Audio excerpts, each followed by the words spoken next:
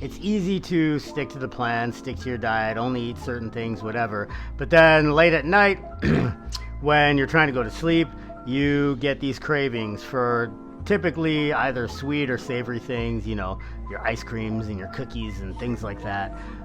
And you've already finished eating dinner and the day's over and you've logged your calories or your macros or however it is that you do it. But you just have this urge to go back to the fridge or go back to the pantry to have more. First of all, I want to start with telling everybody that those cravings aren't a permanent thing. They're not like part of you. They do go away. The brain is plastic. And so after a given amount of time, once you change the stimulus that you're giving it, it's going to kind of rewire itself. And I guess the best way to put it would be it's going to change the kind of reward mechanism that it's used to receiving from you. So most people use food as effectively a recreational drug, right? Most people have a very powerful emotional connection to food that starts oftentimes when we're young. A lot of we kind of have this cultural thing where, if it's a special event, we have lots of tasty foods and we celebrate wins and, graduations and sporting events and things like this with pizza and ice cream and, all these fun things to eat. So we just get wrapped up in this culture of we have a really good day, we eat tasty foods. We have a really bad day, we eat tasty foods. So then all of a sudden we have a health scare, or we are just trying to change the way we look, perform, feel, whatever, and we're trapped into these patterns of eating that seem like they're impossible to get out of. Well, here's the thing. It's going to be difficult at first because, like any dysfunctional relationship, you're gonna have to end it, and then once you're separated from it, you can't just remember the good times and go back to it.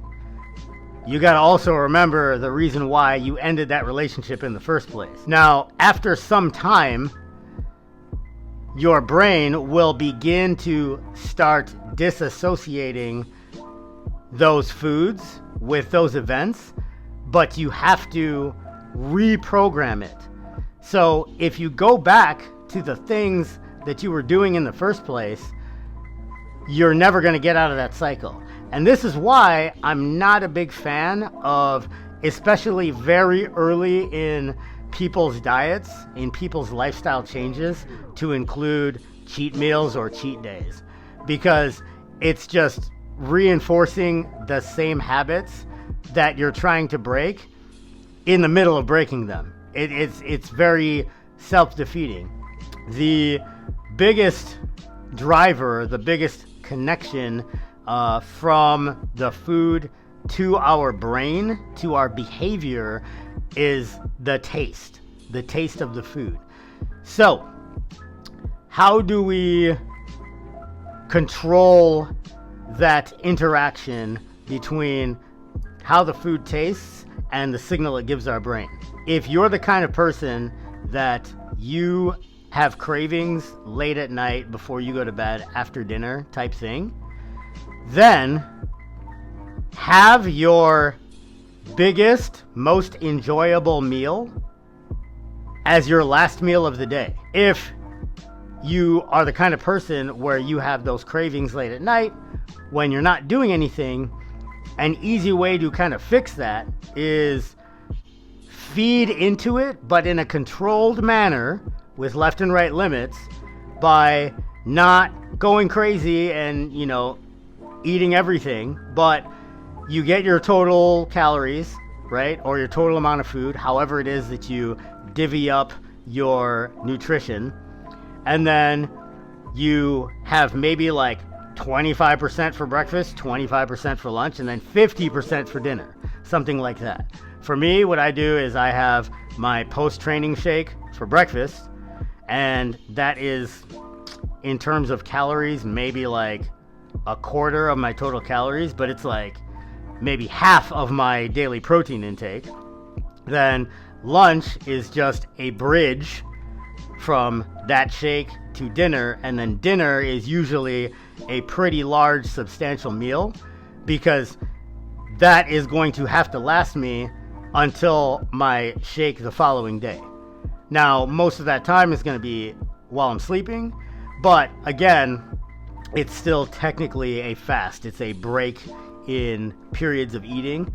But what that does is that makes me the most satisfied before I go to sleep, instead of having a very large breakfast and then a medium-sized lunch and then a small dinner.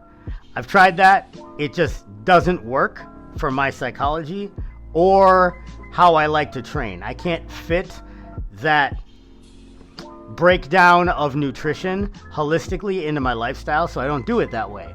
There's no right way to do it, folks. You have to figure out a way that it works for you and your lifestyle. So that's trick number one, is kind of get your total amount of food, your total meals, and then if you're a late night craving person, just have your biggest meal last so that your full longest, so that, and full is really not the term I want to use, sated, your satiety is checked the most after dinner, so that when you fall asleep, you're not hungry. After I'm done eating, I immediately go and brush my teeth and gargle with mouthwash. The reason being is I want to eliminate that sweet barbecue sauce protein bar taste out of my mouth, because that lingering taste after I'm done eating is going to conflict with the satiety signal that all that food in my stomach is also trying to send to my brain. So my tongue is like, more taste, and my gut is like, we're full, and they're battling it out in my mind. And the longer time goes by, the more things are going to get digested, and the less that signal from my gut is going to go to my brain, and eventually that taste signal is going to win. And then I'm going to be like, you know what, I could have another protein bar. Yeah, I could heat up some more chicken and then put some more barbecue sauce. You know what I mean? And so it just, but if you cut off that taste signal, then the only signal that's going to your brain is the satiety signal from your gut, right? That thing that people are now using pharma to do, like Ozempic, but you can get essentially the same signaling by just eating your vegetables first and stretching out your gut with fiber. But separate topic. You want to cultivate that satiety signal and eliminate anything that is going to be antagonistic to that. So as soon as you're done eating, clear all that taste out of your mouth. Go brush your teeth, get rid of the taste, and the combination of having your largest meal last, as well as not having that taste to remind you to eat more, to give you the urge to eat more, those two things combined should then enable you to fall asleep, and then by the time you wake up in the morning, it's a new day, and then rinse, repeat. Give those things a try, and let me know if that helps you in the comments. Like, subscribe. Consistency is a superpower, and stay in the fight.